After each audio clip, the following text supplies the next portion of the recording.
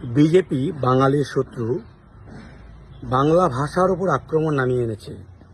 অন্যদিকে তৃণমূল, যারা বাংলা নিজের মেয়েকে চায় বলে ভোটে যেতে, তারা নাকি ভাষা আন্দোলন করছে।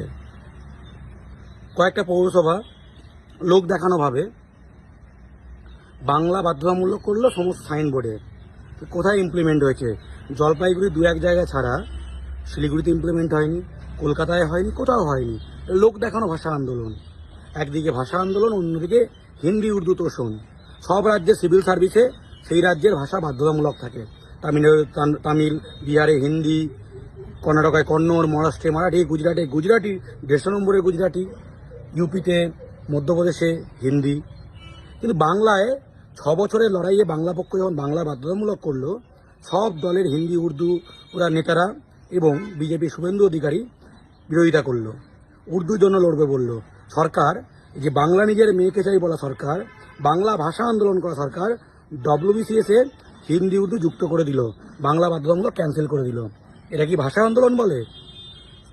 অধিকাংশ পরীক্ষায় বাংলা বাধ্যতামূলক নয়, স্কুলে বাংলা বাধ্যতামূলক নয়, অনেক স্কুলেই বাংলা পড়ায় না। এটা কি ভাষা আন্দোলন বলে? সব জায়গায় তো নিয়ম আছে, বাংলা নিয়ম করছে না কেন? সাইনবোর্ডে বাংলাটা লোক দেখানো ঘোষণা হলো, কার্যকর হলো না। WBCS সহ সমস্ত পরীক্ষাতেই অধিকাংশ জায়গাতে হিন্দি উর্দু দেওয়া যায়, বাংলা বাধ্যতামূলক নয়। তাই বাইরে থেকে লোকজন বাংলা না জেনে চাকরি করছে, বাংলা সরকারি চাকরি করছে, বাংলা জানে না। আর এই যে সমস্ত জায়গা, সব কিছুতে বাংলা কিন্তু বাধ্যতামূলক নয়, স্কুলেও নয়। তাহলে এই লোক দেখানো বাংলা ভাষা আন্দোলন বন্ধ করে কলার কাঁদি আর শুকনো নারকেল দিয়ে ওদের তেল না মেরে বাঙালির জন্য করো, বাংলা ভাষার জন্য করো, প্রকৃত অর্থে বাংলা ভাষার জন্য করো। সরকারে আছো, বাংলা ভাষার জন্য করতে হলে সরকারি স্তর থেকে নানা কিছুতে করো। ওই লোক দেখানো ভাষা আন্দোলন করবেন না, বুঝেছেন?